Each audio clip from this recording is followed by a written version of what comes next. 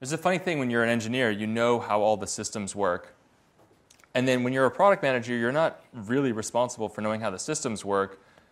Your job is to be the voice of the customer. You're supposed to be thinking about what jobs your product is hired for. Like, why do people use your product? What are they trying to do? What problems does it solve for them? And how can you solve those problems better?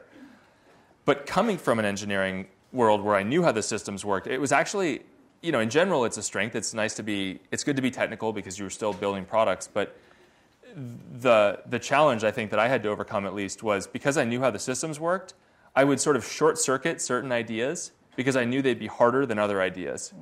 And I had to learn to actually not use that part of my brain or part of my history, because it's way better if you can think about what problem you're trying to solve and why, independent of whether it's easy or hard. Figure that part out later.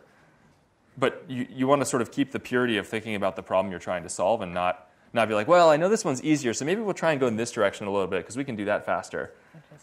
So I had to sort of try and shut that part of my brain off. And then it kind of happened automatically because as we grew, I'd actually seen less and less of the code as time went on. But in the beginning, I really had to work at it. Right, so you could throw it over the fence to the engineers and say, figure out how to make it work. Well, no, it's definitely not that. Definitely not that. I think it's really important to be able to work directly with your team.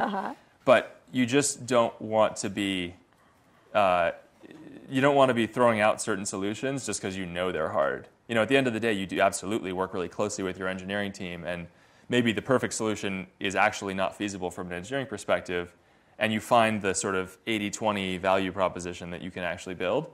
You just don't want to be throwing things out at the beginning. You want to do that sort of towards the end once you figure out what the right thing is with the team.